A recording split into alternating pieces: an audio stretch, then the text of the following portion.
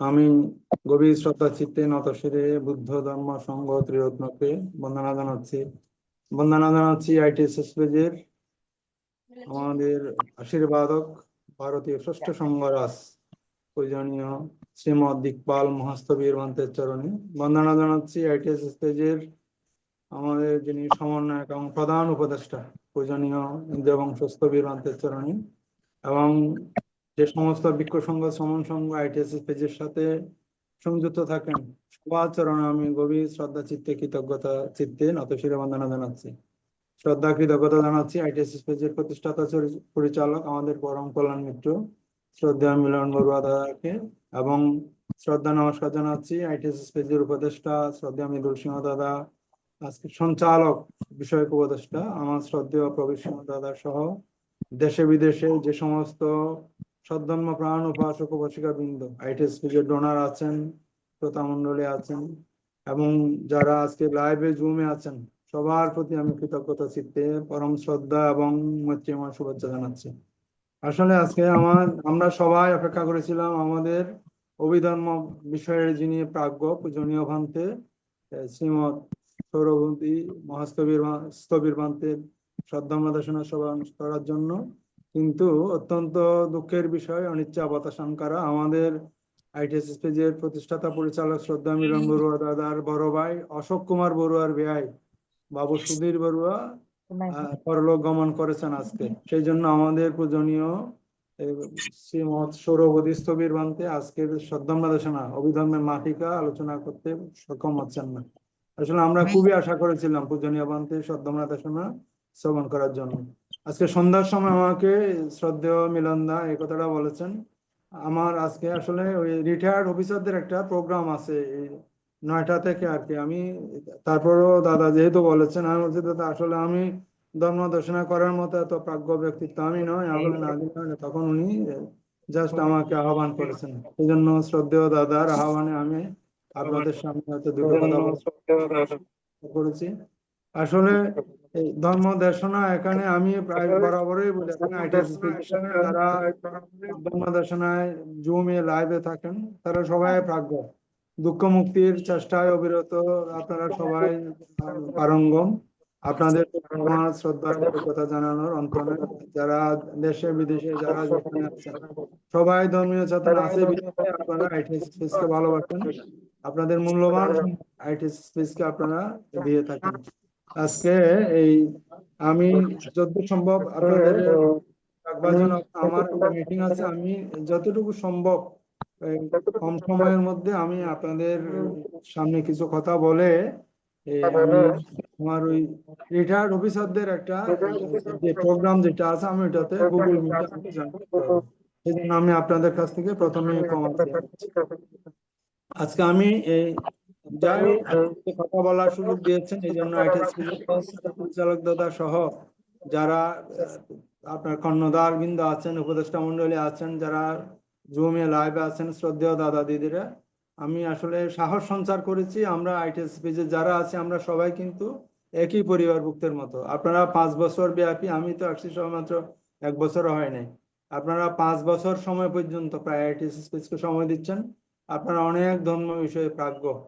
আপনাদের প্রতি আমার শ্রদ্ধা কৃতজ্ঞতার অন্ত নেই। আমি আপনাদের প্রতি শ্রদ্ধা জানিয়ে এখানে আমি আজকে আমাদের বড় দিদি মমতা বড়ুয়া দিদিকে দেখছি, আমাদের শ্রদ্ধেয় গোপা দিদিকে দেখেছি, শ্রদ্ধেয় আমাদের রাঙ্গামাটির দিদি, আমাদের স্বপ্না রানী বড়ুয়া দিদি, সঞ্চালক দাদা, আমাদের শ্রদ্ধেয় প্রতিষ্ঠাতা পরিচালক মিলন দাদা সহ এবং আরো আমাদের শ্রদ্ধেয় প্রবাসী উপদেষ্টা শ্রদ্ধেয় ধর্মদর্শী বড়ুয়া দাদা, ওনাকে আমি দেখতে পাচ্ছি এবং আরো 2-1টা আইডি এখানে দেখা যাচ্ছে, তাদের নাম বলতে পারছি না, সেই জন্য আমি দুঃখিত। আজকে আমি আলোচনার বিষয় সংক্ষিপ্ত করব। প্রথমে বলেছি আমি আজকে 4 ইজ্জাপদ নিয়ে একটু কথা বলবো। আপনারা এখানে যারা আইটিএস পেজের সাথে যারা সম্পৃক্ত থাকেন সবাই বেশি ভাবনার গুরুত্ব দিয়ে থাকেন। ভাবনা বিষয়ে আমরা শুনতে আসলে খুবই ইচ্ছা পোষণ করি, আপনাদের সেই তৃষ্ণা আমি যে অনুধাবন করি আমি নিজেও, কারণ ভাবনা চাইতে কুশল কর্ম আর কিছু হতে পারে না। আজকে একটা ছোট্ট টপিক, খুব সহজ টপিক, আপনারা সবাই এই বিষয়ে কম বেশি জানেন জাস্ট আপনার জানা থাকলেও যদি পুনরায় আলোচিত হয় এই সমস্ত বিষয়গুলি আমাদের জানা থাকলে আরো জানাটা আরো একটু সুদৃঢ় হবে।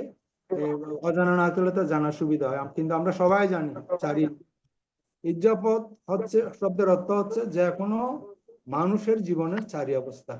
আমরা জন্মের পর থেকে এই চারটা অবস্থায় অবস্থান করি: শয়ন, গমন, উপবেশন, দাঁড়ান। এইগুলিকে বলা হচ্ছে ইজ্জাপত। শয়ন একটা ইজ্জাপত, গমন একটা ইজ্জাপত, উপবেশন একটা ইজ্জাপত, দাঁড়ান একটা ইজ্জাপত।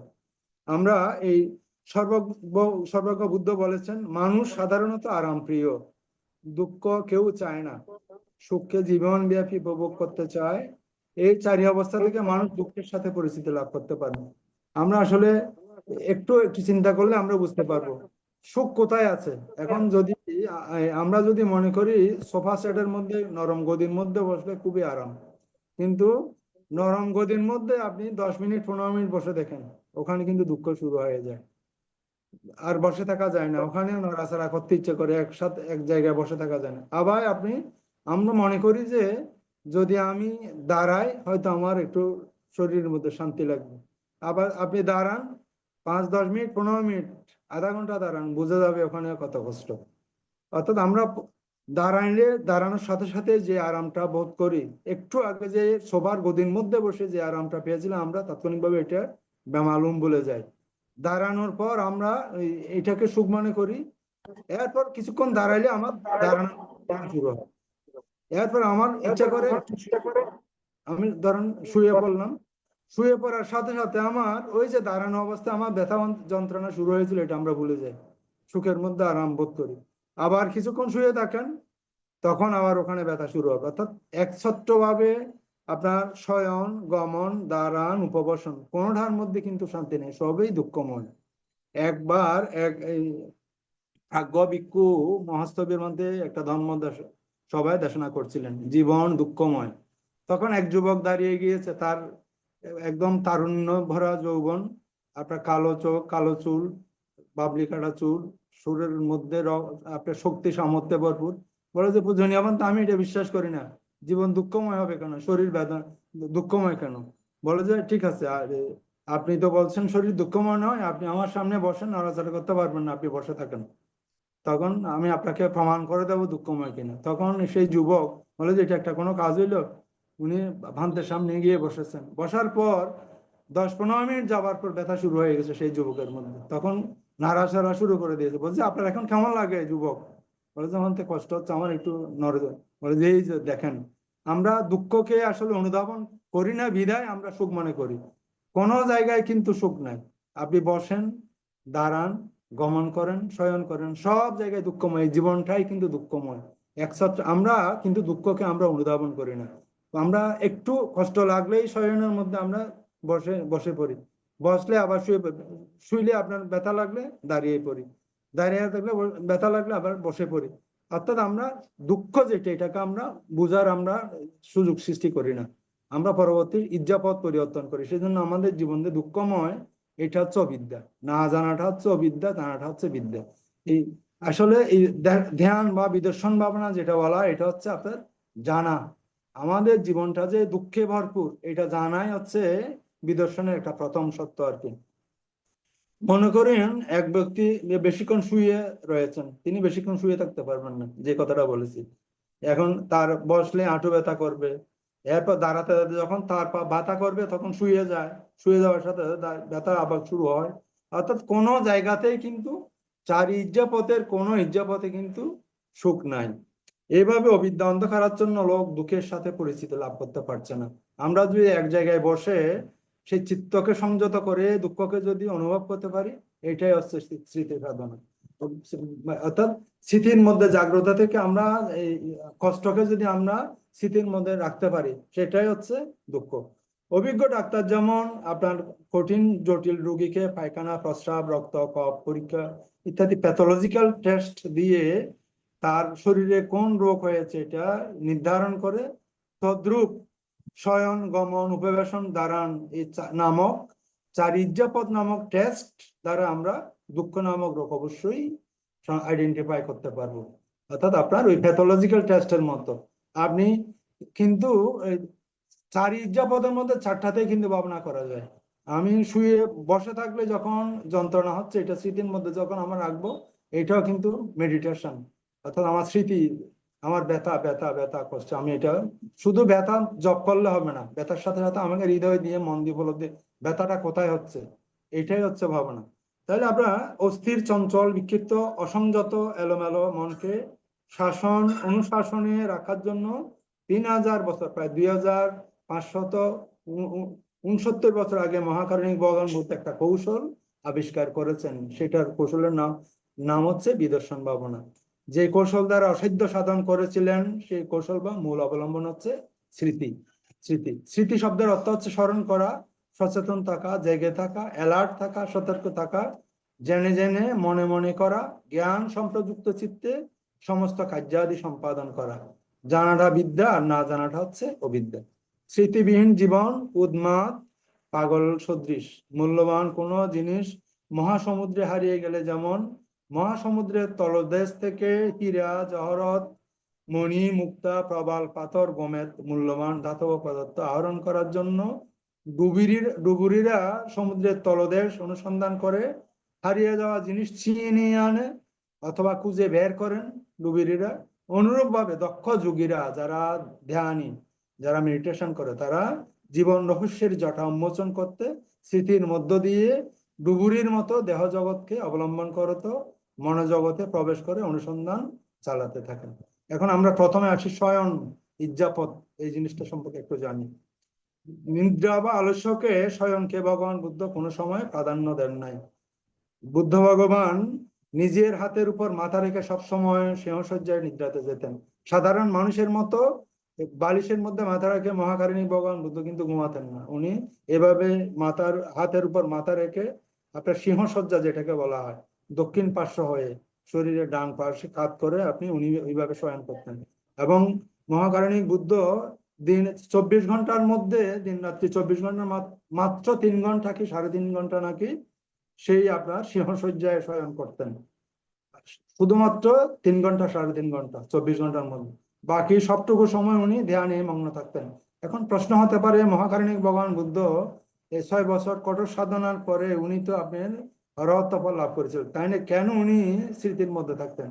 যারা অরহত হয়ে যান তাদের এটা অভ্যস্ত হয়ে যায় জীবনের অন্য কিছু। আমি শ্রদ্ধেয় বনবন থেকেও দেখেছি, ওনারা সবসময় স্মৃতির মধ্যে থাকেন। যারা অরহত ফল লাভ করেন তারা কিন্তু তাদের এটা অভ্যাসের পরিণত হয়ে যায়, তারা সবসময় স্মৃতির মধ্যে থাকেন।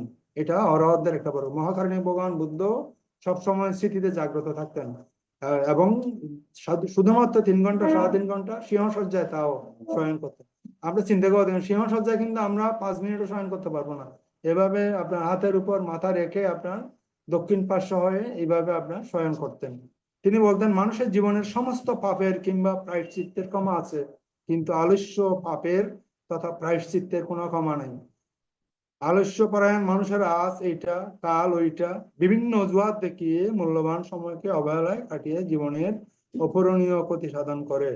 ভগবান বুদ্ধের সময় মুক্তিকামী সকল ভিক্ষু সংঘরা বুদ্ধের আদর্শকে বুকে ধারণ করে দিনরাত নিষ্ঠার সাথে মুক্তির জন্য উঠে পড়ে লেগে থাকতেন। কোনোদিন তারা আলস্যকে দেহ মনে স্থান দিতেন না। অনেকেই কথিত আছে, অনেকেই তারা আপনার এই গাছের টুকরা, ইটের টুকরা ব্যবহার করতেন, মাথায় এগুলি দিয়ে শয়ন করতেন যাতে নিদ্রা তাদেরকে কাতর করতে না পারেন। স্মৃতিতে খুব কম সময় তারা এইভাবে গাছের টুকরা বা ইট কাঠ এগুলি মাথার মধ্যে দিয়ে বালিশের পরিবর্তে শয়ন করতেন। এবং এত কষ্ট করে জীবনের দুর্লভ মনুষ্য জীবনকে তারা মহাজীবনে পরিণত করতে পেরেছিলেন স্মৃতি সাধনার মধ্য দিয়ে। তারা এই শয়নকে উপেক্ষা করে। কথিত আছে, ভগবান বুদ্ধের প্রধান সেবক আনন্দ বুদ্ধের সেবা করতে গিয়ে 45 বছর, ভগবান মহাকারণিক বুদ্ধ যতদিন 45 বছর ধর্ম করেছিলেন। আনন্দ ভান্তের গুণের কথা আমরা সবাই কম বেশি জানি, এটা বিরাট অধ্যায়। উনি অনেকগুলি গুণের আধার ছিলেন শ্রদ্ধেয় আনন্দ ভান্তে। উনি 45 বছর নাকি বিছানার সাথে ওনার কোনো দেখা হয় না।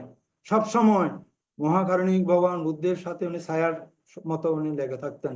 ভগবান বুদ্ধ যখন আপনার সিংহসজ্জা শয়ন করতেন, উনি রুমের গন্ধকুটির বাইরে কিন্তু অপেক্ষা করতেন আর নির্ঘুম রাত রজনী পার করতেন। বুদ্ধের প্রতি কি পরিমাণ আন্তরিকতা থাকলে এই কাজ করতে পারেন, সেটা একটু চিন্তা করলেই আমরা অনুধাবন করতে পারি। আমরা ইতিহাস পর্যালোচনা করলে জানতে পারি ভগবান বুদ্ধের কুশীনগরের দাহ ক্রিয়ার সময় আমরা সবাই জানি এটা সুভদ্র নামক একজন দুর্বিনীত ভিক্ষু যখন যারা আপনার এই অভিতরাগ যারা ছিলেন ভিক্ষু, অর্থাৎ আমরা এই বিষয়টা আগে আলোচনা হয়েছিল, অভিতরাগ মানে আছে যারা মার্গফললাভী নয় এবং শ্রোতাপত্তি শক্তিদাগামী, এরা কিন্তু সবাই কিন্তু অভিতরাগ। তাদের সাধারণ পুদ্গল মার্গলাভী ছাড়া এবং শ্রোতাপত্তি শক্তিদাগামী, ওনারা কিন্তু আপনার অভিতরাগ। তারা আপনার এই কান্নাকাটি করছিলেন মহাকারণী ভগবান বুদ্ধ যখন পরিনির্বাণিত হয়েছিলেন। তখন তখন আপনার সুভদ্র নামক দুর্বিনীত ভিক্ষু বলেছেন, বন্ধুরা এত কান্নাকাটি করার কি আছে, এখন তো ভালোই হয়েছে। এই বুদ্ধ সবসময় আমাদেরকে বিনয়ে বেঁধে দিতেন, এটা করো না সেটা করো না, এখন তো আমরা মুক্ত হয়ে গেছি আর কান্নাকাটির কাছে, আমাদের জন্য ভালো হয়েছে, এখন আমরা আমাদের নিজেদের ইচ্ছা মতো পরিচালিত হতে পারবো। এ কথা শুনে ভগবান বুদ্ধের মহাশ্রাবক মহাকাশ্যপবন্ত খুবই মনে আঘাত পেয়েছিলেন। উনি চিন্তা করলেন ভগবান মহাকারণী বুদ্ধ সবে মাত্র পরিনির্বাপিত হয়েছেন, ওনার দেহ এখনো সৎকার করা হয়নি, এই সময় এই দুর্বিনীত ভিক্ষু সুভদ্র এইরকম আচরণ করতেছে, যদি ভগবান বুদ্ধের মহাপরিণয় অন্ত্যেষ্টিক্রিয়ার পর এই বুদ্ধের শাসন তো রক্ষা হবে না, এইভাবে যদি আপনার দুর্বিনীত ভিক্ষুদের কবলে পড়ে যায় তাহলে ভগবান বুদ্ধের ধর্ম বিনয় একদম শেষ হয়ে যাবে। তখন সেই জন্য আপনার এই মহাকাশ্যপ বন্তে আমরা জানি উনি প্রধান সেবক আনন্দকে বললেন যে বান্তে আমরা সপ্তপর্ণী গুহায় সঙ্গীতের আহ্বান করছি। আমরা জানেন অজাতশত্রু এর পৃষ্ঠপোষক ছিলেন এবং মহাকাশ্যপ বান্তের সভাপতিত্বে সপ্তপর্ণী গুহায় প্রথম সঙ্গীত হয়েছিল। সে বুদ্ধ কোথায় কাকে কি বিষয় নিয়ে ধর্মদেশনা প্রদান করেছেন এই নিয়ে আলোচনা করতে হবে। তখন মহাকাশ্যপ বান্ত বলেছিলেন, বান্তে আপনি শ্রোতাপত্তি ফল লাভ করেছেন। তখন মহাকারণিক ভগবান বুদ্ধ যখন পরিনির্বাপিত হয়েছিলেন তখন আনন্দমন্তে শুধুমাত্র শ্রোতাপত্তি মার্গফল লাভী ছিলেন, কিন্তু তখনও অরহত্ব ফল লাভ করেননি। কিন্তু আপনার সপ্তপর্ণী গুহায় যে মহাসঙ্গীতের আয়োজন করেছিল ওখানে সত্য ছিল 500 অরহত ভিক্ষু ওখানে আপনার এই মহাসঙ্গীতি কার্য সম্পাদন করবেন, কিন্তু আনন্দবান্তে ছিলেন শুধুমাত্র শ্রোতাপত্তি পল্লবী। তখন মহাকাশ্যপ বান্তে সত্য দিয়েছিলেন আপনাকে অবশ্যই এই মহাসঙ্গীতের পূর্বেই অরহত্ব ফল লাভ করতে হবে, আপনি কঠোর দৃঢ় বীর্যের সাথে প্রচেষ্টা চালিয়ে যান।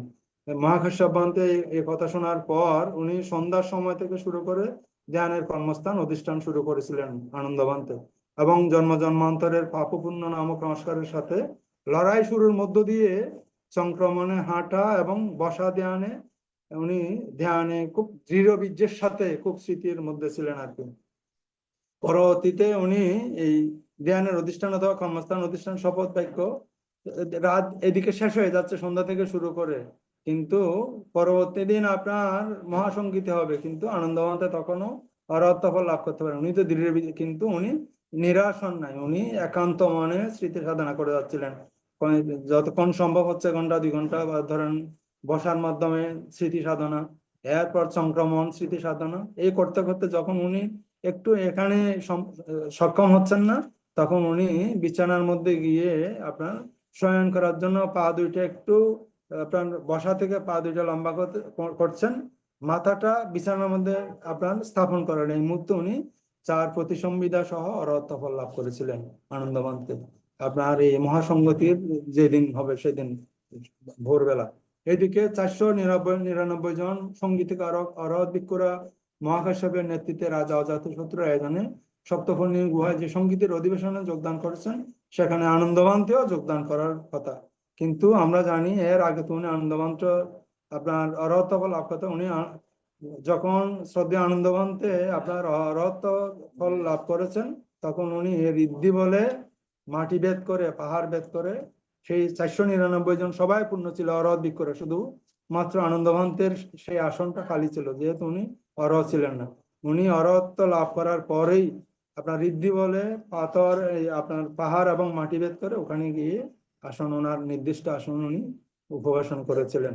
তখন সবাই সব 499 জন অরহত তারা সচককে উপলব্ধি করে সঙ্গীতকার ভিক্ষুরা সাধুবাদের সহিত আনন্দবান থেকে বরণ করে নিলেন। তখন সঙ্গীতকার ভিক্ষুদের মধ্যে আনন্দবান্তে সহ 500 জন অরহতের সমন্বয়ে সঙ্গীতের কার্যক্রম শুরু হয়। যাই হোক, আমরা এইগুলি হচ্ছে আপনার আমরা যে কথাটা বলেছি আপনার শয়ন। এখন আমরা দেখি গমনটা কি, গমন হচ্ছে হাঁটা।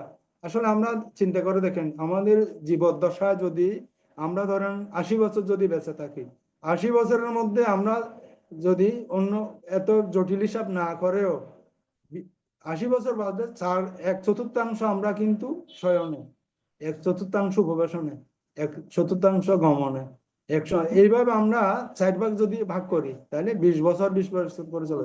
60 বছর যদি আমাদের আয়ুষ্কাল হয়, 15 বছর আমরা ঘুমিয়ে কাটিয়ে দিচ্ছি, 15 বছর হাঁটার মধ্যে কাটিয়ে দিচ্ছি, 15 বছর আমরা বসার মধ্যে কাটিয়ে দিচ্ছি, 15 বছর আমরা শয়নে কাটিয়ে দিচ্ছি। এইভাবে আমাদের 4 ভাগ করলে এইভাবে চলে যাচ্ছে।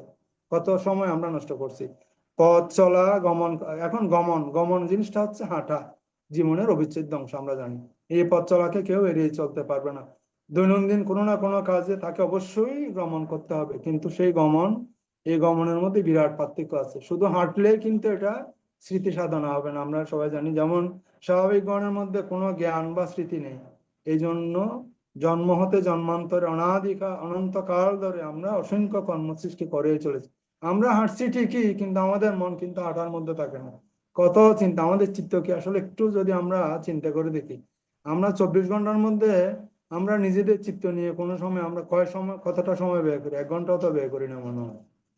এমনি হাঁটছি, বসছি, গমন করছি, শয়ন করছি, কিংবা আমরা কি কাজ করছি, আমরা এটা স্মৃতি সম্পর্ক জ্ঞান আমাদের মধ্যে থাকে না। এই জানাটাই হচ্ছে আসলে মেডিটেশন।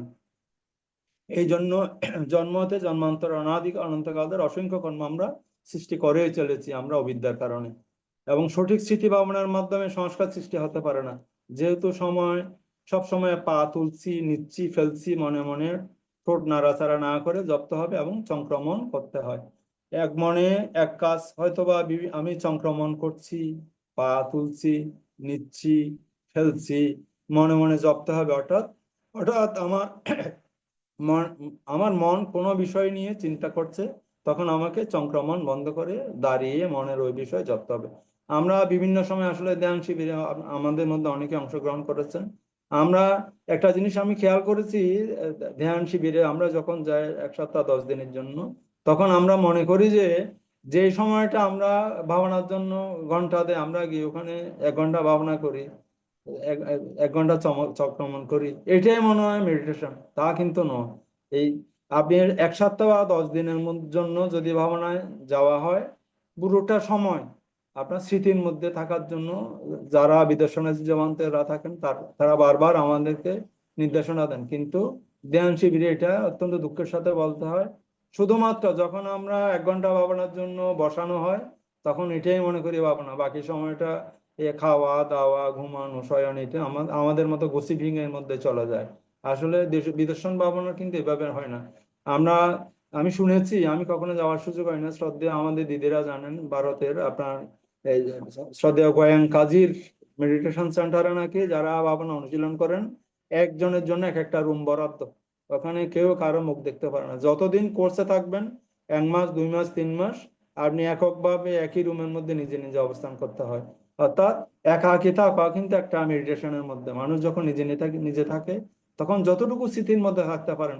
একাধিক মানুষ যেখানে একত্রিত হয়, এখানে আর স্মৃতি থাকে না, বিভিন্ন কথাবার্তা আলাপ আলোচনার মধ্যে আমাদের সময়টা ক্ষেপণ হয়ে যায়। এক মনে কাজ হয়তো বা আমরা সংক্রমণ করছি, পা তুলছি, নিচ্ছি, বা আমরা স্মৃতির মধ্যে থাকে না আর কি। আমরা এই চঞ্চল হলে চলবে না, চঞ্চলতা ভাব উৎপন্ন হলে তাও স্মৃতি করতে হবে, আমার মনে চঞ্চলতা এসেছে, চঞ্চলতা এসেছে। তা জ্ঞান সম্প্রযুক্ত চিত্ত নিয়ে সমস্ত কিছু প্রতিহত করতে হবে, আমার সব সময় স্মৃতির মধ্যে থাকবে। সংক্রমণের সময় আমি পা তোলার সময় আমার গোড়ালি উঠছে, আমার পায়ের সামনের অংশ উঠছে, আমি বাড়াচ্ছি, আমি ফেলছি, সব সময় স্মৃতির মধ্যে পিছনে হাত রেখে এক হাত দিয়ে আরেক হাত ধরে। আমরা সবাই কম বেশি জানি, আমরা সবাই হয়তো মেডিটেশন অংশগ্রহণ করেছি। আপনার সামনে 2 হাতের বেশি আপনার তাকানো যায় না, সামনে 2 হাত পর্যন্ত সামনে দেখতে বলা হয় আর কি, যাতে দূরে চক্ষু গেলে আপনার চিত্ত চঞ্চল হয়ে যায়, অন্যদিকে মন চলে যায়। সেজন্য সংক্রমণের সময় এভাবে স্মৃতির মধ্যে, যদি কোনো কারণে যদি আমার অন্যদিকে আমার চিত্ত চলে যায়, তখন এই সংক্রমণ করা চলবে না। এক জায়গায় স্থির হয়ে দাঁড়িয়ে যে চিন্তা আমার চিত্তের মধ্যে আসছে, সেটা নিয়ে গভীর ভাবে চিন্তা করতে হবে, না স্মৃতির মধ্যে থাকতে হবে। এটা এভাবে সংক্রমণটা চলে আর কি। আমরা আমার পা দেখছি না, এই জন্য অনেক সময় যারা ধ্যানীরা আপনার যখন সংক্রমণ করে, ধরেন 1 ঘন্টা 45 মিনিট যখন গভীর স্মৃতিতে যখন সংক্রমণ করতে থাকে, তখন তারা তাদের নিজেদের পা দেখে না, পা অর্থাৎ মনে হয় পা কোথায় যেন হারিয়ে গেছে। তখন ভয় পেলে চলবে না, স্মৃতি করতে হবে আমার পা দেখা যাচ্ছে না, পা দেখা যাচ্ছে না, পা দেখা যাচ্ছে না। স্মৃতির মধ্যে স্মৃতি সম্পর্কে না, আমাকে এটা মন চিত্তের মধ্যে এটা জানতে হবে। এবার স্মৃতির সাধনায় মন যখন গভীর থেকে গভীরে প্রবেশ করবে, তখন সুদক্ষ ধ্যানী, ধ্যানের স্বাদ, ধ্যানের প্রীতি, ধ্যানের আনন্দ। আমরা যারা মেডিটেশন করেন, আপনারা এই ধরেন ধ্যান খুবই একটা কুশলময় কঠিন কাজ, কিন্তু যখন আপনি 5-10 মিনিট 15 মিনিট ধ্যানের মধ্যে যখন চিত্ত নিবিষ্ট হয়, যে ধরনের পরম প্রশান্তি লাভ করা যায়, এই প্রশান্তি কি আপনি অন্য কোনো কিছু দিয়ে পাবেন? আপনার যে আপনার আমাদের জীবনের প্রাত্যহিক জীবনে চাওয়া পাওয়ার মধ্যে যে আনন্দ, এই আনন্দ কিন্তু ধ্যানের সুখের সাথে কখনো হয় না। আপনি চিত্ত যখন নিবিষ্ট হয় গভীর, যখন আপনি ধ্যানের মধ্যে চিত্ত চলে যায়, অন্য ধরনের একটা আনন্দ উপলব্ধি হয়। আমরা সবাই একটু কম বেশি জানি, আমরা যারা আপনার ধ্যান করেন, এটা আমরা উপলব্ধি করতে পারি। এখন উপলব্ধি করার অনেক বিষয় আছে যা খোলা চোখে দেখা যায় না। এ প্রসঙ্গে একটু উদাহরণ বলা যায়, আমরা এই উদাহরণস্বরূপ বলা যায় বাহিও দারুচিডিও নামক একজন সমুদ্র যাত্রীর কথা আপনারা শুনেছেন, এটা অনেক প্রসিদ্ধ একটা কাহিনী। বাহিও দারুচিরিও, উনি নাকি ভারত সাগর জাহাজে করে যাত্রা করছিলেন আর কি, ওনার সাথে আরো এক বন্ধু ছিলেন। ওনার এই জাহাজটা ডুবে গিয়েছিল এই ভারত মহাসাগরে। তখন উনি এই বাহিও দারুচিরিও সাতরি একটা দ্বীপের মধ্যে উঠে গিয়েছিলেন, কিন্তু তার বন্ধু যিনি ছিলেন উনি মারা গিয়েছিলেন জলে ডুবে। যাই হোক, বাহিও দারুচিরিও যখন আপনার একটা দ্বীপে আশ্রয় নিয়েছিলেন, ওখানে কোনো জনমানব ছিল না। উনি ওখানে বসে বসে একাকী থাকতেন, কোনো মানুষ নাই, নিঃসঙ্গ নির্জন।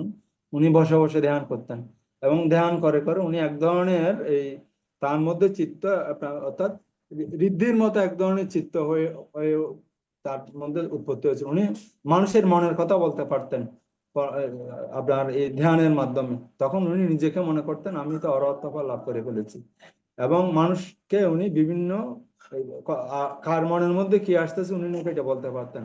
তখন উনি নিজেকে অরহত মনে করতেন, এবং এই কথা শোনার পর বিভিন্ন দিক থেকে মানুষজন এসে তাকে অরহত মনে করে লাভ সৎকার বেড়ে গিয়েছিল দারিও সিরিয়ার।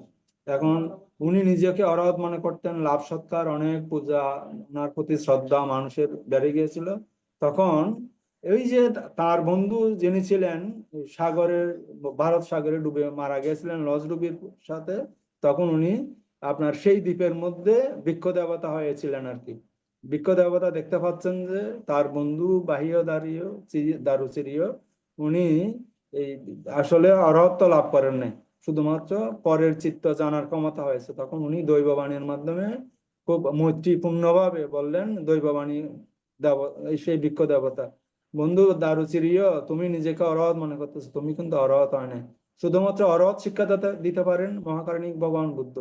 তুমি তুমি তোমার ভুল থেকে তুমি তোমার চিত্তকে অপনোদন করো, তুমি এখনো অরহত নয়। তুমি ভগবান বুদ্ধ ভেনুবনে অবস্থান করছেন, ওখানে গিয়ে তুমি অরহত শিক্ষা করো, এবং তুমি হয়তো সত্য তোমার চরিতার্থ হবে আর কি, তুমি হয়তো অরহত ফল লাভ করতে পারবে। তখন উনি চিন্তা করলেন আমার বন্ধু হয়তো বৃক্ষ দেবতা হয়েছে, উনি দৈববাণী শুনেছেন, এবং একদিন নাকি আপনার এই বাহিও দারুচিরিও সেই ভগবান বুদ্ধ যেখানে বেনুবন বিহারে অবস্থান করছিলেন ওখানে গিয়েছেন। কিন্তু ভগবান মহাকারণী বুদ্ধ তখন ভিক্ষান্ন সংগ্রহের জন্য গ্রামের পথে চলে গিয়েছিলেন। উনি ওখানে না পেয়ে মহাকারণী ভগবান বুদ্ধ যেখানে ভিক্ষান্ন সংগ্রহে গ্রামে গিয়েছেন, ওখানে গিয়ে হাজির হয়েছেন বাহিও দারুচিরিও। গিয়ে ভগবান বুদ্ধকে বলছেন, মহাকারণী বুদ্ধ আপনি আমাকে অরহত শিক্ষা দিন। তখন ভগবান বুদ্ধ ভিক্ষান্ন সংগ্রহে রত ছিলেন, একবার বলেছে, দুইবার বলেছে, মহাকারণী ভগবান বুদ্ধ নিরুত্তর ছিলেন। বুদ্ধগণের একটা ধর্মতা হচ্ছে, কোন আবেদন যখন 3বার করা হয় তারা রেসপন্স করেন। তখন মহাকারণী ভগবান বুদ্ধ চিন্তা করছেন এই ভিক্ষান্ন সংগ্রহের সময় কিন্তু ধর্ম ধর্ম দান করা যায় না, কিন্তু উনি ওই চিত্ত বুদ্ধি চিত্ত উৎপন্ন করে দেখলেন বাহিও দারুচিরিও সবেমাত্র আর 7-8 ঘন্টা বেঁচে আছেন, এরপর উনি মরে যাবেন। ওনার মধ্যে ত্রিহেতুক পুদ্গল উনি, এই বাহিও দারুচিরি, এখন যদি ওনাকে যদি ধর্ম দান করা যায় উনি অচিরেই এই কম সময়ের মধ্যে অরহত ফল লাভ করবে, শুধুমাত্র উনি আর 7-8 ঘন্টা বেঁচে আছেন। সেই জন্য মহাকারণী ভগবান বুদ্ধ তার বিজ্ঞান সংগ্রহ বাদ দিয়ে সংক্ষেপে তাকে দেশনা করেছিলেন। বুদ্ধ বলেছেন আপনার এই উনি কি বলেছেন এখানে একটু আছে, বুদ্ধ আবারও বললেন আমাকে অরহত শিক্ষা দেন। তখন বুদ্ধ বললেন, যেহেতু 68 গল্প মারা যায়, সেজন্য আমাকে অকরুণা করে অরহত শিক্ষা দিতেই হবে। তখন ভগবান বুদ্ধ বললেন, তুমি বাহিয়ে দারুচিরিয়, তুমি শুনলে শুনছে বলে জানবে, দেখিলে দেখবে বলে জানবে, সময়ে সময়ে কল্পনা করলে চিন্তা করলে কল্পনা করছি বা চিন্তা করলে চিন্তা করছি জানবে, মনে যা কিছু উৎপন্ন হয় তা তুমি গভীরভাবে জানবে এবং স্মৃতি সাধনা করবে। জানাটা জ্ঞান, না জানাটা অজ্ঞান। তাই অজ্ঞান বাদ দিয়ে জ্ঞানের মধ্যে থাকবে। পৃথিবীর প্রত্যেক জিনিস অনিত্য, অস্থায়ী, পরিবর্তনশীল, ক্ষণভঙ্গুর। এভাবে বুদ্ধ সংক্ষিপ্ত দেশনা প্রদান করেন। এবং বাহ্য দাঁড়িয়ে আমরা যেহেতু জানেন বুদ্ধের উপদেশ শ্রদ্ধা ভরে সাদরে গ্রহণ করেছিলেন। উনি ছিলেন ত্রিহেতিক পুদ্গল এবং উনি সেই ভগবান বুদ্ধের সেই শিক্ষা লাভ করার পর থেকে কঠোর বীর্যের সাথে আপনার উনি এই সংক্রমণ শুরু করেছিলেন। দীর্ঘ পথ আপনার স্মৃতি সাধনার মধ্য দিয়ে গমন করছিলেন এবং উনি এই অরহত্ত ফল লাভ করেছিলেন খুব কম সময়ের মধ্যে। অরহত্ত ফল লাভ করে উনি একটু যখন সংক্রমণ করে করে যাচ্ছিলেন, উনি তো বেশি দূরে থাকাচ্ছিলেন না, শুধু সংক্রমণ করে স্মৃতির মধ্যে ছিলেন। তখন পথের মধ্যে একটা নাকি গরু লুটেছিল আর কি, একটা বড় গরু লুটেছিল। সেই তার পা গিয়ে পড়েছে গরুর উপর। সেই গরু শিং দিয়ে কঠোর ভাবে আঘাত করেছে বাহিয়া দারুল সিরিয়াকে, এবং উনি পাশে একটা কর্দমাক্ত বিল বিল ছিল, বিলের মধ্যে গিয়ে উনি মৃত্যুবরণ করেছেন। মৃত্যুবরণ তো করেছেন উনি, উনি মৃত্যুবরণ করার সময় কিন্তু স্মৃতি বিচ্যুত হয় নাই। উনি কষ্ট পাচ্ছেন, প্রচন্ড বেগে রক্ত ঝরে পড়তেছে শরীর থেকে, উনি স্মৃতিতে ছিলেন, রক্ত পড়তেছে রক্ত পড়তেছে, ব্যথা হচ্ছে, ব্যথা অনুভব হচ্ছে, ব্যথা, এইভাবে স্মৃতির মধ্যে থেকে উনি মৃত্যুবরণ করেছেন। মৃত্যুবরণ করে উনি অরহত ফল লাভ করেছিলেন, আমরা সবাই জানি। এরপর যখন উনি সেই কাদার মধ্যে ওনার দেহটা পড়েছিল বিলের মধ্যে, ভগবান বুদ্ধ সেই আপনার বেনুবন বিহারে যাওয়ার সময় ভিক্ষু সংঘ পরিবৃত হয়ে তখন তাদেরকে ভিক্ষু সংঘ বলেছেন, এই মৃতদেহটাকে তুলে নাও। তুলে নিয়ে যথেষ্ট সম্মান সহকারে সেই বাহ্য দারুচিরিয়াকে অন্ত্যেষ্টিক্রিয়া করা হয়েছিল। তখন অন্যান্য ভিক্ষু সংঘ বুদ্ধ ভগবানকে জিজ্ঞাসা করেছেন, প্রভু আপনি এই মৃতদেহটাকে এত শ্রদ্ধা ভরে, এত গৌরব সহকারে, শ্রদ্ধা সহকারে কেন অন্ত্যেষ্টিক্রিয়া করেছেন? বলেছেন অরহতদের দেহ অত্যন্ত পবিত্র, বাহ্য দারুচিরিয়া সাধারণ কোনো মানুষ নয়, মার্গফল লাভী, সেই জন্য তাকে এইভাবে সম্মান করে তাকে আপনার এই অন্ত্যেষ্টিক্রিয়া করা হয়েছিল। এখন আমরা উপবেশনের, এখন সময় কয়টা বাজে? 9টা 7। উপবেশনের আমরা দুইটা জিনিস আমাদের কাছে, অর্থাৎ একটা হচ্ছে শয়ন, একটা হচ্ছে আপনার গমন। এখন উপবেশনটা আমরা একটু দেখি। বসাকে বলা হচ্ছে উপবেশন। সুখাসন, পদ্মাসন, অর্ধ পদ্মাসন আমরা জানি। পদ্মাসনে কিন্তু অনেকে ধ্যান করেন। আমাদের মহাকারণী ভগবান বুদ্ধ পদ্মাসন কিন্তু সবচাইতে বেশি ধ্যানের উপযুক্ত আসন। এটা সাধারণ মানুষের পক্ষে এটা অনেকে পারে না আর কি। আপনার 5-10 মিনিট 15 মিনিট করলে কিন্তু এক পায়ের মধ্যে এক পা ঢুকে দিয়ে পঞ্চাঙ্গ মন্দ হয়ে ভগবান বুদ্ধ যেভাবে ধ্যান করছেন, পদ্মাসন খুবই কঠিন। কিন্তু যারা পারে না সুখাসন বা অর্ধ পদ্মাসনে বসে, যা যেভাবে সুবিধে, এটা হচ্ছে সুখাসন। অর্ধ পদ্মাসন হচ্ছে আমরা যেভাবে সাধারণত বলা হয় আর কি, একটা পা নিচে একটা উপরে, বাম হাত নিচে ডান হাত উপরে দিয়ে মেরুদণ্ড সোজা রেখে মাথা সোজা রেখে স্মৃতি সাধনা করা, এই যখন একটা পদ্ধতিতে উপবেশন করতে হয়, তখন আপনার প্রথমে কেন্দ্র, আমরা যে কোনো ভাবনার মধ্যে আমরা সবাই জানি চিত্তকে কোনো কাজে নিবিষ্ট রাখার জন্য একটা কাজ দিতে হয়। ম্যাক্সিমাম বিদর্শন আচার্যরা আপনার এই আনাপান স্মৃতিটাকে প্রথমে দেয়। যখন আমরা যে কোনো ভাবনা শুরু করতে আনাপানের মধ্য দিয়ে আপনার স্মৃতি ভারতানা শুরু করতে হয়, কারণ চিত্তকে কোনো কাজ নিয়ে দিলে চঞ্চল হয়ে অন্য বিভিন্নভাবে আপনার বিক্ষিপ্ত হয়ে যায় চিত্ত, সেজন্য সাধারণত আনাপান স্মৃতি দিয়ে শুরু করা হয়। এর পরবর্তীতে আপনার বিদর্শনের কাজ হচ্ছে মন যেখানে যেতে চায় সেখানে যাওয়ার সুযোগ সৃষ্টি করে দেওয়া। আমরা একসময় মনে করতাম আমার জোর করে আমার চিত্তকে এক জায়গায় ধরে রাখতে হবে, এটা কিন্তু বিদর্শন ভাবনা নয়। বিদর্শন ভাবনা হচ্ছে মন যেখানে যেতে চায় সেখানে যেতে দিতে হবে। রাখাল বালকরা যেমন গরুকে চোখে চোখে রাখে, পাহারা দেয়, গরু যাতে কারো কোনো ক্ষতি সাধন না করে, অনুরূপ ধ্যানীকে মন গরু নামক চিত্তকে চোখে চোখে রাখতে হয়, পাহারা দিতে হয়, মন যাতে আমার অগোচরে কোথাও চলে না যায়। এই মন গরু কোথায় যায় কি করে অত্যন্ত সতর্কতার সহিত পাহারা দিতে হয়। গভীরভাবে বসে বসে স্মৃতি সাধনা করতে হয়। এখানে কোনো তন্ত্র মন্ত্র নাই, সূত্র পাঠও করতে হবে না। যখন যা তখন তা কল্পনা করলে, কল্পনা করছি, মনে উঠলে মনে উঠছে, চিন্তা করলে চিন্তা করছি, শরীরের কোনো স্থানে কোনো উপসর্গ দেখা দিলে, যেমন ব্যথা লাগলে ব্যথা ব্যথা স্মৃতি করতে হবে, চুলকালে চুলকাচ্ছে চুলকাচ্ছে স্মৃতি করতে হবে, কামড়ালে কামড়াচ্ছে কামড়াচ্ছে স্মৃতি করতে হবে, ঠোঁট না নেড়ে স্মৃতি করতে হবে, ঝিনঝিনালে ঝিনঝিনাচ্ছে ঝিনঝিনাচ্ছে স্মৃতি করতে হবে, অবশ হলে অবশ হচ্ছে স্মৃতি করতে হবে। মনে মনে জপ করা নিয়ম নয়, শুধু জপ করলে হবে না, এটা মন দিয়ে উপলব্ধি করতে হবে। শুধু আমি অন্য চিন্তা করছি, শুধু মনে মনে জপ করছি, এটা কিন্তু স্মৃতি সাধনা হবে না। আমার মনের মধ্যে চিত্তের মধ্যে সেটা আমি ব্যথা যে পাচ্ছি, এটা চিত্ত আমাকে জানতে হবে। এইভাবে জানতে হবে, এটা হচ্ছে বিদর্শন ভাবনা। প্রকৃষ্ট রূপে দর্শন করাটাই হচ্ছে বিদর্শনের প্রকৃত নিয়ম। শুধু আপনার জপ করলে নয়, অর্থাৎ জপের সাথে সাথে চিত্তকে সেটা চিত্ত দিয়ে উপলব্ধি করতে হবে। শরীরে কোনো স্থানে কনকনানি অনুভূত হলে কনকনাচ্ছে কনকনাচ্ছে স্মৃতি করতে হবে। ব্যথা কোনো স্থানে জখম হলে অথবা জমে থাকলে জমে গেছে জমে গেছে স্মৃতি করতে হবে। কোনো কিছু শুনে থাকলে শুনছি শুনছি স্মৃতি করতে হবে। আমাদের ধরেন একাধিক আলম্বন, যখন আমি শুনছি ও ব্যথা করছে, কোনটার উপর আমি স্মৃতি রাখবো? যেটা প্রখর এটার উপর আমাকে স্মৃতি দেবে। যে প্রচন্ড জোরে শব্দ হচ্ছে, তখন আমি শুনছি শুনছি এটা স্মৃতি করতে হবে। যখন আমার ব্যথা প্রচন্ড বেড়ে যাচ্ছে, এই শোনা বাদ দিয়ে আমার ব্যথা ব্যথা ব্যথা এইভাবে, যেটা সবচাইতে বেশি প্রায়োরিটি বেসিসে আমার চিত্তকে আকৃষ্ট করছে, এটার উপর বেশি জোর দিতে। এটা হচ্ছে বিদর্শন ভাবনা। মানুষ, পশু পাখি, বাঘ ভাল্লুক, হাতি ঘোড়া, সাপ কুকুর, শূকর দেবতা, স্বর্গ নরক, প্রেত পিশাচ, যা কিছু দেখা যায় সবকিছু দেখছি দেখছি স্মৃতি করতে হবে। যখন যেটা আসে স্মৃতির মধ্যে, সেটা নিয়ে আপনার দেখছি দিকটা এটা জানতে হবে, আমার জানার মধ্যে থাকতে হবে। ভয়ের জিনিস হলে দেখছি দেখছি, ভয় লাগছে স্মৃতি করতে হবে। এখানে সাহস হচ্ছে বড়, আপনার সাহস করতে হবে। তবে সবসময় চিন্তা করতে হবে আমাদের নিষ্কাম যাতে সংকল্প, আমার কোনো লোভ দেশ মোহ যাতে আমার না থাকে। এই লোভ দেশ মোহ তৃষ্ণা মুক্ত হয়ে নৈষ্কর্ম্যের কাজের মাধ্যমে আমাদের স্মৃতি সাধনায় আমাদেরকে নিবিষ্ট করতে হবে চিত্তকে। বিরক্ত লাগলে বিরক্ত লাগছে, তারপর আপনার ভালো লাগলে ভালো লাগছে স্মৃতি করতে হবে, খারাপ লাগলে খারাপ লাগছে স্মৃতি করতে হবে। ধ্যান করতে ইচ্ছে না হলে, ইচ্ছা হচ্ছে না ইচ্ছা হচ্ছে না স্মৃতি করতে হবে। বাইরে কোনো বিতর্ক শরীরে স্থান পেতে পারবে না। এভাবে তখন নতুন কর্ম উৎপন্ন হবে না, পুরাতন কর্ম ধ্বংস হবে। পাথরে পাথরে ঘর্ষণ হলে যেমন আগুন উৎপন্ন হয়, অনুরূপ মন শরীরে ঘর্ষণে জ্ঞান উৎপন্ন হয়। পাপ পুণ্য নামক সংস্কার ধ্বংস হওয়ার মাধ্যমে রদ হতে পারে। আমাদের এই জন্ম কখন শুরু কখন শেষ এই খবর কারণে এভাবে জন্ম মৃত্যুর মাধ্যমে পরিবার পরিজন রক্ষা করতে গিয়ে অসংখ্য কর্ম আমরা সৃষ্টি করে চলেছে অহরহ।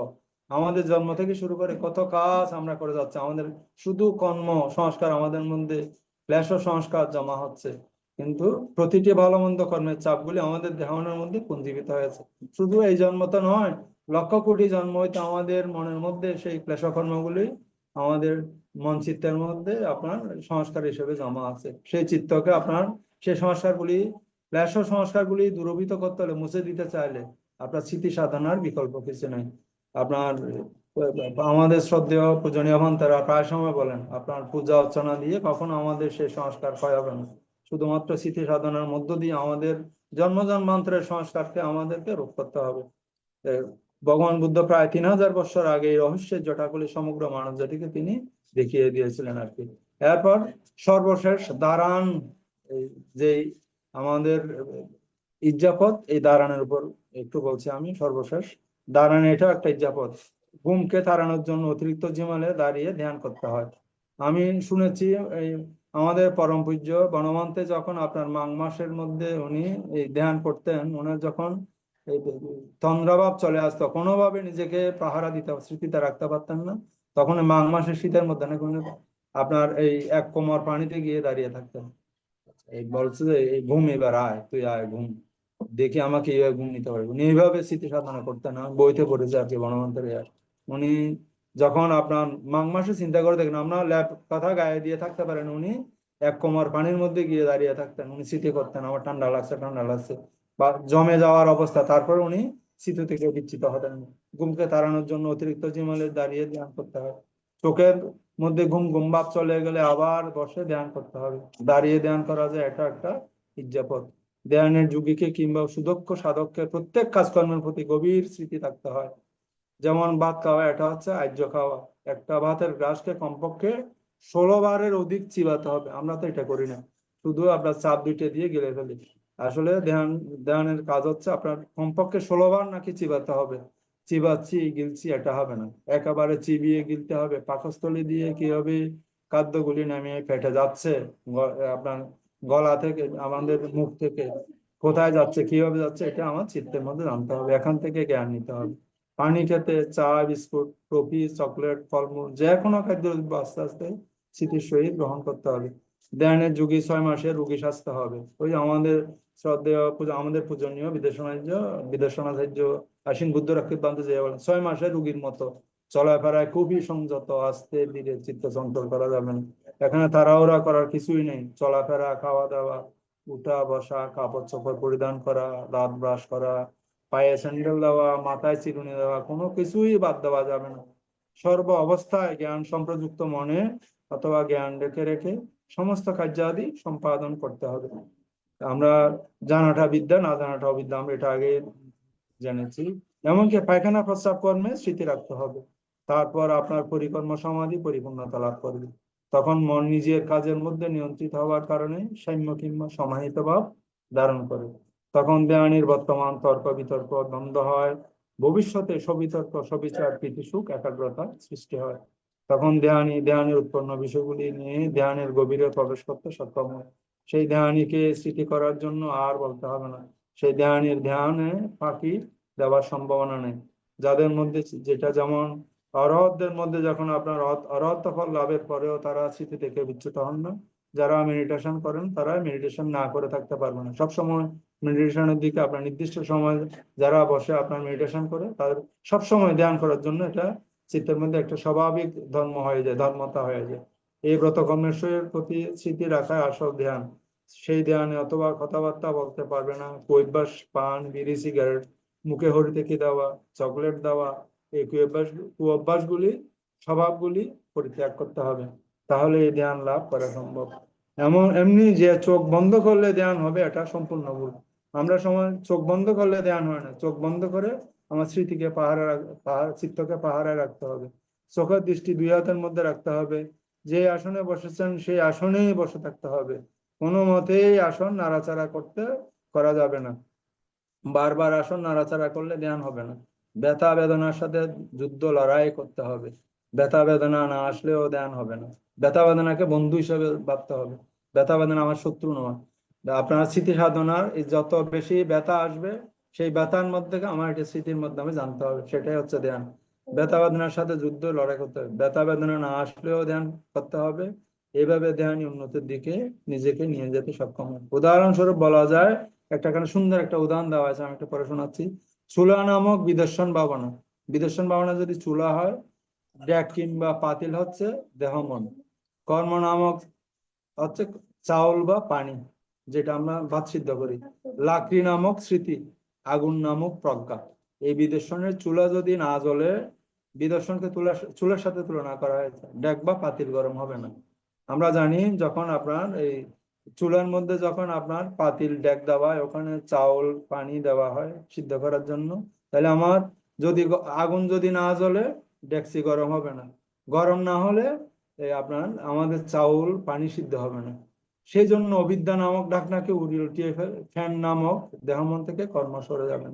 অর্থাৎ এখানে যে উদাহরণটা দেওয়া হচ্ছে, আমরা যখন ব্যথা বেদনা শুরু হবে আমি নাড়াচাড়া করা যাবে না, এটা স্মৃতির মধ্যে থাকতে হবে যে আমার যত বেশি ব্যথা বেদনা আমি যত স্মৃতি সহকারে আমি স্মৃতির মধ্যে রাখতে পারবো ততই আমাদের মেডিটেশন যথাযথভাবে হবে। এই জন্য স্মৃতি নামক লাকড়ির মধ্যে প্রজ্ঞা নামক আগুনের উত্তাপ বাড়িয়ে দিতে পারলে মুক্তি বা নির্বাণ আমাদের হাতের উপরে নির্ভর করে।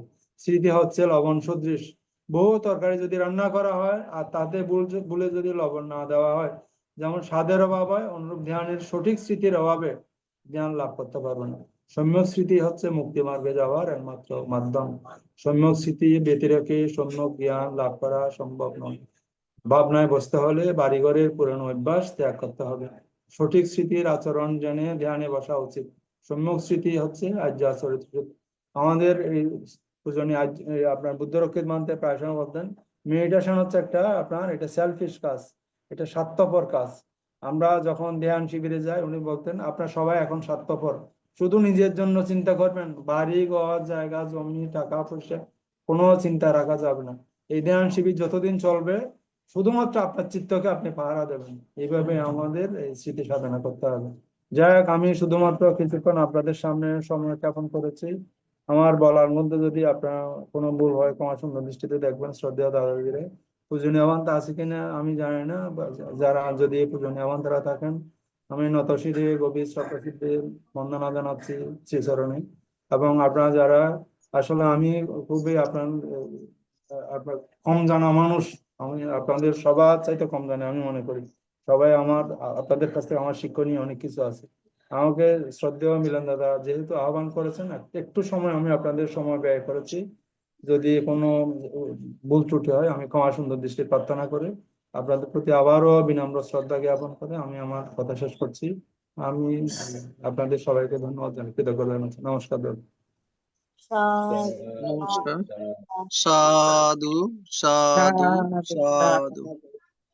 সম্মানিত আলোচক মহোদয়, শত ব্যস্ততার মাঝেও জুমে এসে অংশগ্রহণ করেছেন, আমাদেরকে ধর্ম দেশনা উপদেশ দেওয়ার জন্য।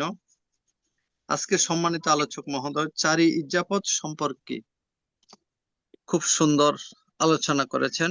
সম্মানিত আলোচক মহোদয়ের নিরোগ দীর্ঘায়ু এবং সুস্বাস্থ্যতা কামনা করছি এই ITSS পরিবারের পক্ষ থেকে। নমস্কার দাদা।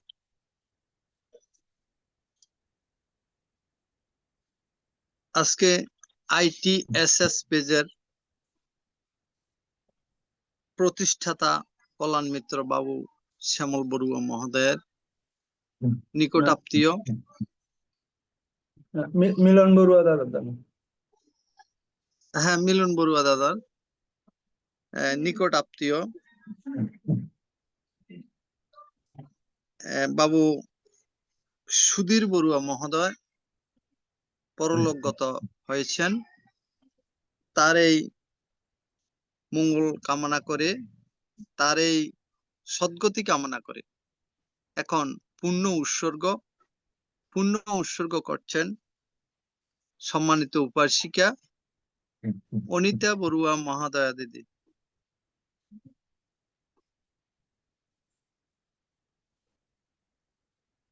দুঃখিত, আমরা সংযোগ পাচ্ছি না। এখন পুণ্য উৎসর্গ করছেন সম্মানিত উপাসিকা দিল্লি থেকে গোপা বড়ুয়া মহাদয়া দিদি।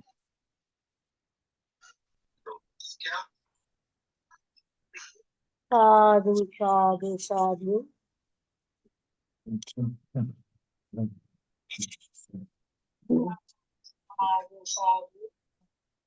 সর্বপ্রথম আমি তথাগত বুদ্ধকে বন্দনা জানাই এবং আমাদের আশীর্বাদের ভান্তিকে বন্দনা জানাই। আর জুমে অন্যান্য সকল ভিক্ষু এবং সংঘ সবাইকে আমি বন্দনা জানাচ্ছি এবং আমাদের জুম মিটিং এ যতজন আছেন লাইভে এবং লাইভের বাইরেও তাদেরকে আমি শুভেচ্ছা জানাচ্ছি, অভিনন্দন জানাচ্ছি। শ্যামল বাবু, ওনাকে আজ আমি দ্বিতীয় মানে এর আগের বার শুনিনি, শুনবো সেটাও রয়েছে, কিন্তু আজ যেটা শুনলাম আমার খুবই ভালো লেগেছে। তারা অতি সহজ সরল ভাবে খুব সুন্দর ভাবে বোঝান এবং বুঝিয়েছেন, তার জন্য অনেক অনেক ধন্যবাদ এবং ওনার সুস্বাস্থ্যতা কামনা করছি ভগবানের কাছে। উনি আজ ইজ্জাপত নিয়ে করেছেন দেশনা, তার জন্য ধন্যবাদ।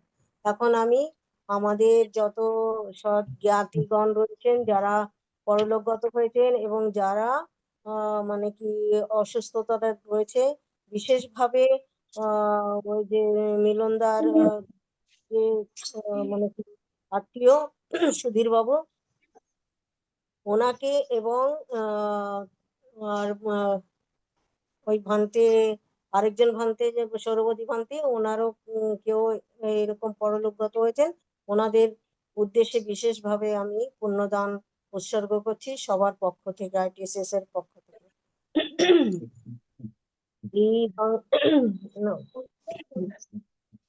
ভান্তে সংসারো কান্তারো দুঃখ মোচন আত্মায়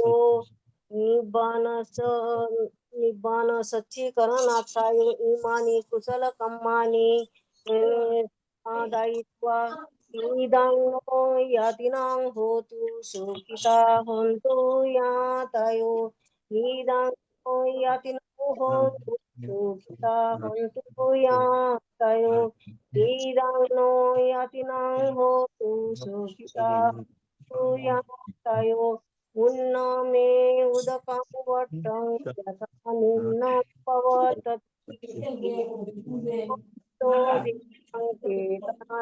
उपकपतु यथा वारी वहा पूरा परिपुरन्ति सागरम् एवमेवोक्तो दीनां कपतु तत्तवता च अम्मे हि सम्भूतं पुण्यसम्पदां सब्बे देवा सब्बे सत्ता सब्बे भूता अनुमोदन्तु सर्वसम्पत्ति सिद्धिया आकाशट्टासा भूमाठा देवनागा महीधिका पुय्यन्तं अनुमोदित्वा चिरं रक्षन्तु शासनं चिरं रक्षन्तु देशनं चिरं रक्षन्तु मं परम् येमेन पुण्यकम्मेन मामेवाला समागमो सतं समागमो होतु यावनिर्वाणपतिया इदं मे दानं इदं मे पुण्यं इदं मे शीलं आसभुक्षय वहं होतु इदं मे पुण्यं निब्बानस्य पच्चयो होतु भवतु तिष्ठतु साधु সাধু সাধু সাধু। যদি কারো কিছু জানার ইচ্ছা থাকে সরাসরি বলতে পারেন, কারণ সম্মানিত আলোচক মহোদয়ের মিটিং আছে। যারা কিছু জানতে চান সরাসরি বলতে পারেন। দাদা আমার একটা প্রশ্ন ছিল ছোট। হ্যাঁ বলেন। আমি এটা জানতে চাইছি, যেমন এখন উনি অনেক চেষ্টা করছি কি আনন্দ যে বুদ্ধের সেবক আনন্দ, তিনি যখন দাঁড়িয়ে করছিলেন এবং বসে করছিলেন তখন উনি অরহত্ব লাভ করেননি, কিন্তু যখন তিনি অর্ধ শয্যায় গেলেন তখন উনি অরহত্ব লাভ করলেন। এর কারণ আসলে ওই চার ইজ্জাপতের আনন্দ মানতে দিদি চার ইজ্জাপতের আমার একটা কথা ছিল। হ্যাঁ দিদি বলেন দিদি। প্রবীর সিংহ দাদা নমস্কার। আজকে তো ক্লাস করা কথা ছিল, মিলন বাবু নাকি বলছেন সৌরভদী বানতে আসবেন। আপনার কথা শুনতেছি না, মিউট আছে। হ্যাঁ আসার কথা ছিল। তো উনি কি আসতেছেন না? না আজকে আসবেন না। ওনার একজন আত্মীয় মারা গেছেন তো তাই আসবেন না। সব দেশ সৌরভদী বানতের খুব সম্ভবত। তবে শ্যামল মিলন বড়ুয়া দাদার আত্মীয় মারা গেছেন। ওনার মারা গেছে জানি, কিন্তু সব দেশ সৌরভদী বানতে আছে, ক্লাস করার কথা ছিল। হ্যাঁ উনি আসবেন না, উনি মানা করছেন। ও আচ্ছা আচ্ছা। আমাদের শ্রদ্ধেয় প্রতিষ্ঠাতা পরিচালক মিলন দাদার বড় ভাইয়ের বিয়ে মারা গেছেন সুধীর বড়ুয়া। ও আচ্ছা আচ্ছা। এই জন্য দিদি উনি আমরাও সবাই কিন্তু পূজনীয় সৌরভদী স্থবির মান্তের দেশনা শোনার জন্য সবাই আগ্রহ করেছিলাম শোনার পর থেকে, কিন্তু উনি না আসাতে জাস্ট আপনাদের আমি কালক্ষেপণ করেছি, আমাকে ক্ষমা করবেন। ও না সমস্যা নাই, আমি জাস্ট জানতে চাইছি, কারণ আমি জুমে ঢুকছি তো এই জন্য জানতে চাচ্ছিলাম এটা উনি কি আসতেছেন কি না আসতেছেন, আমি সেটাই জানি না তো তাই জিজ্ঞেস করছি। মারা গেছেন তো। আচ্ছা সমস্যা নাই ধন্যবাদ, থ্যাংক ইউ। নমস্কার। আগামী শুক্রবারে যথাসময়ে আমাদের অনুষ্ঠান এই সম্প্রচার করা হবে, সৌরভদী বানতে আসবেন। আচ্ছা ধন্যবাদ, নমস্কার। আমাদের শ্রদ্ধেয় গোপাল দিদি যেটা বলেছিলেন, এই দিদি ওই চার ইজ্জাপতের কোন ইজ্জাপতে সঠিকভাবে এই শ্রদ্ধেয় আনন্দবানতে কিন্তু আপনার অরহত্ত ফল লাভ করেন নাই আর কি। উনি এই আধা বসা থেকে পা বাড়াচ্ছেন, এদিকে শয়নের জন্য অর্থাৎ মাথাটা বালিশের মধ্যে বা বিছানার মধ্যে শয়ন করবেন, এই অবস্থায় উনি এই প্রতিসংবিধান সহ অর্হতা ফল লাভ করেছিলেন আর কি, এভাবে হ্যাঁ, তো বলা। তার কারণটা কোনো বিশেষ কারণ এ- আছে এ- কি? এটা আমার জানা নেই দিদি, কিন্তু অর্থাৎ হয়তো কোনো কারণে এই 4 ইজ্জাপতের এই কোনো সঠিকভাবে কোনো অর্থাৎ ওনার বসাও না শয়ও না, এই দুইটার হ্যাঁ, মাঝামাঝি অবস্থায় উনি প্রতিসংবিধান সহ অর্হতা মার্গফল লাভ করেছিলেন দিদি, এভাবে বললে গেছে আর কি। দাদা দিদির মাঝখানে আমি একটু করে বলি, ওই যে হ্যাঁ দিদি, শ্রদ্ধেয় দিদি, ওই হ্যাঁ দিদি। এখানে শ্রদ্ধেয় আনন্দ ভান্তের মানে এক রাতের মধ্যে মানে ওই যে ধ্যান, অর্থাৎ ওনার ভিতরে একটা এমন ভাবে বীর্য শক্তি উৎপন্ন হলো হুম, যে আমার তো করতেই, তো বীর্য শক্তিটা একটু বেড়ে গেছিল, হ্যাঁ কিন্তু ধ্যানের সময় ওই যে পঞ্চবল না সরি পঞ্চবল, কি যে এটা ওর মানে পঞ্চেন্দ্রিয় পঞ্চবল, বিশেষ করে পঞ্চবল সমান থাকতে হয়। এই তখন একটু বীর্য বেড়ে গেছিল, পরবর্তীতে যখন উনি আস্তে করে পাটা মানে নর্মালে বা একটু রেস্টে যাবে, বীর্য বাড়াচ্ছিলেন। শক্তি একটু ওই, কম হ্যাঁ হয়েছিল। তখন ওই মানে উনার এই, হ্যাঁ কি করে, মানে কি এভাবে তখন দেশনায় বরাবর শুনছি হয়েছিল, জানছি। তখন সমান হয়েছিল বলে উনি সেই অবস্থাতে রহত্য লাভ করতে পেরেছেন, তাই তো? হ্যাঁ হ্যাঁ হ্যাঁ দিদি, থ্যাংক ইউ, হ্যাঁ আমাদের শ্রদ্ধা অনিতা দিদিকে ধন্যবাদ। হ্যাঁ এটাই Thank you দিদি, দিদি so much. আপনাকে নমস্কার দিদি, হ্যাঁ, উপাধি। হ্যাঁ, না না, এই না জন্যই তো আমি এই জন্যই তো মানে আলোচনাটা, অর্থাৎ কারো একটা ভুলে গেলে আরেকটা জানতে ইয়া হয়। তো হ্যাঁ দিদি। আজকে তো দাদা বেশ বলছেন, আপনি যেগুলা বলছেন ওই যে শ্রদ্ধেয় বান্তের যে এইভাবে দেন, হ্যাঁ তা আরে শুনে খুবই উপকৃত হলাম, আমার সাথে মিলছে। হ্যাঁ দিদি, থ্যাংক ইউ দিদি। আরেকটা একটা ছোট প্রশ্ন, আমার জানা নেই কারণটা। যেমন কি আমরা এই পয়লা বৈশাখে বুদ্ধকে স্নান করাই, তো ওর হ্যাঁ কোনো দিদি, কারণ আছে কি পয়লা বৈশাখে স্নান কেন করানো হয়? এটা আসলে আমি মনে করি হয়তো শ্রদ্ধেয় দাদা দিদিরা আছেন, আপনারা বলেন, এটা আমাদের একটা সংস্কৃতির অংশ হয়ে গেছে আর কি। নববর্ষের দিন আমরা একটা পবিত্র আচ্ছা, করার মধ্য দিয়ে আমাদের বৎসরটা শুরু করে দিদি।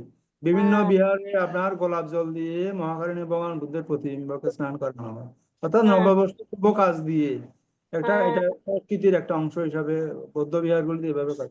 আপনাদের ভারতেও কি এই ধরনের হয় দিদি? হ্যাঁ, হ্যাঁ, হ্যাঁ, এখানে লাইন হয়, ধরে সবাই দাঁড়িয়ে যায়, হ্যাঁ, আপনার এর মধ্যে গোলাপ জল দেয়, গোলাপ ফুল দেওয়া হয়, ওখানে চামচ দিয়ে হ্যাঁ, ঘি। আমাদের বুদ্ধ পূর্ণিমার দিনকে আমাদের মন্দিরে করি আমরা। না কোনো কোনো আমাদের পয়লা বৈশাখে হয়।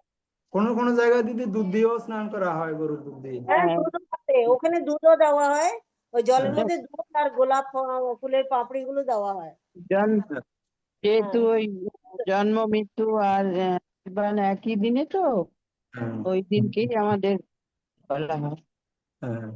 ঠিক আছে। নববর্ষের দিনে করা হয়, বিশেষ করে আমাদের এখানে রাঙামাটিতে আমি দেখেছি আপনার ওই নববর্ষের দিন দিদি, পয়লা বৈশাখের দিন হ্যাঁ, গুলিতে এই কাজগুলি করা আমাদের হয়, এখানে পয়লা বৈশাখেই হয়। ওইটুকু নিয়মিত করা হয়। ঠিক আছে, ঠিক আছে দাদা, ধন্যবাদ, অনেক অনেক নমস্কার দিদি, থ্যাংক ইউ দিদি, ধন্যবাদ জানাই। খুব থ্যাংক ইউ। সুন্দর হয়েছে শ্যামলদা, হ্যাঁ, ভালো। আমার এমনি প্রশ্ন কিছু নেই, ভালো লেগেছে। থ্যাংক ইউ দিদি। আমার এই আত্মবিশ্বাস আছে সুন্দর দিদি, করে, আমার ভালো না হলেও আপনারা কেউ কিন্তু খারাপ বলবেন না, এই আত্মবিশ্বাস তো আমার আছে আপনাদের না প্রতি না শ্রদ্ধা না আছে। না না, না আপনি না, যথেষ্ট ভালো বলেন, ভালো বলেওছেন আজকে। আমরা ধীমান দাদার কাছে কিছু জানতে চাই, আজকের আলোচনা কেমন হলো?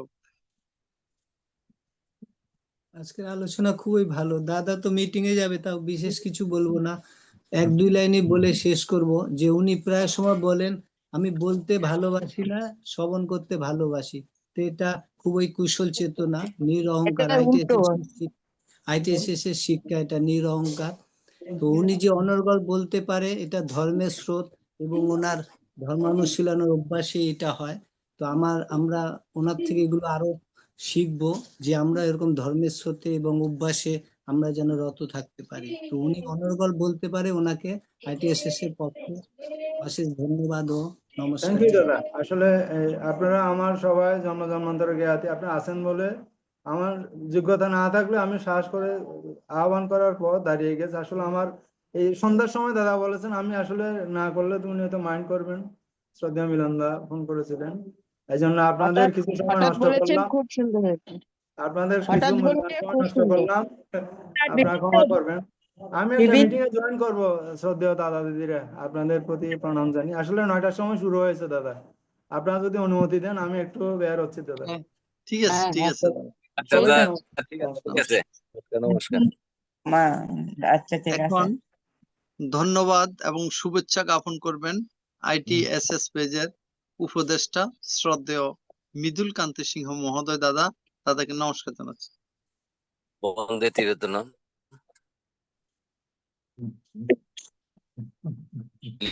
মানব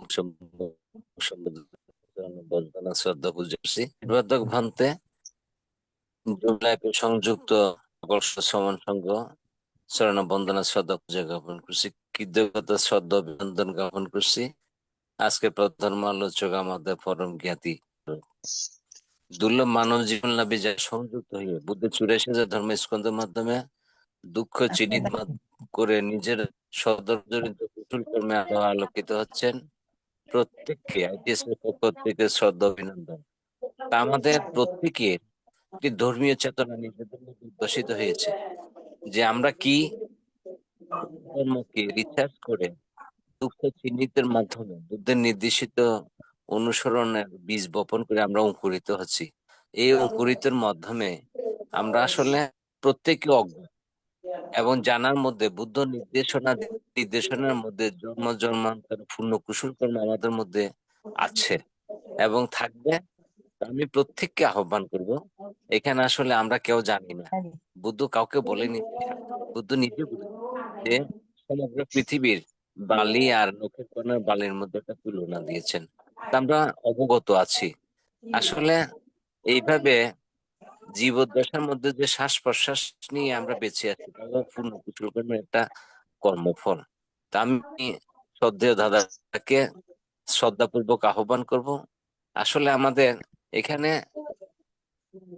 গবেষণা, বৌদ্ধ ধর্ম এটা মানত নয়। আমি নিজেকে কি করে এবং অন্যদেরকে ধারণকৃত অবস্থার মধ্যে অনুসরণ করাচ্ছি, এটা হলো যে বুদ্ধের নীতিগত আদর্শ।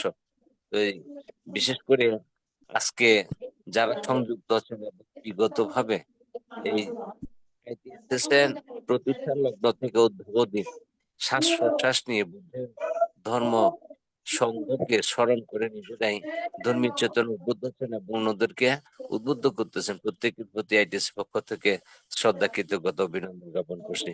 তা আমি আমার জন্মান্তরে আজকে প্রতিষ্ঠাতা সদ্য প্রয়াত আত্মীয় আমাদের ফরম জ্ঞাতি এবং দৃশ্য অদৃশ্য সকলে দান করছি।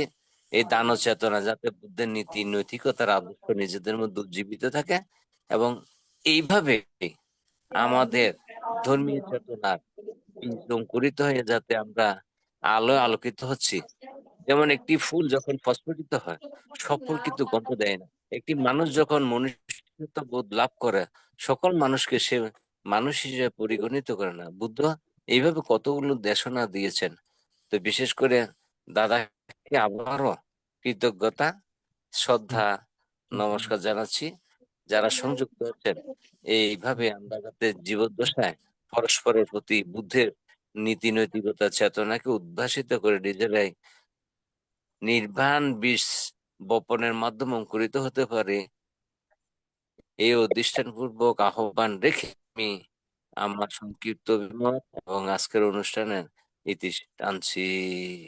সাধু সাধু সাধু সাধু। এখন আশীর্বাদ প্রদান করবেন শ্রদ্ধেয় ভদন্ত সংঘশ্রী ভিক্ষু পূজনীয় ভান্তিকে বন্দনা জ্ঞাপন করছি আশীর্বাদ প্রদান করার জন্য।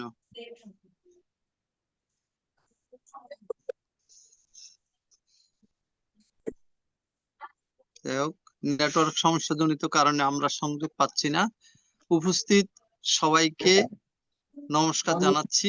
আগামী দিন যথাসময়ে আবারও আমাদের অনুষ্ঠান সম্প্রচার করা হবে। সবাইকে উক্ত অনুষ্ঠানে উপস্থিত থাকার জন্য শ্রদ্ধাপূর্বক আহ্বান জানাচ্ছি। উপস্থিত সবাইকে নমস্কার। সাধু সবাইকে নমস্কার, শুভরাত্রি। শুভরাত্রি। কই যায় না কেন?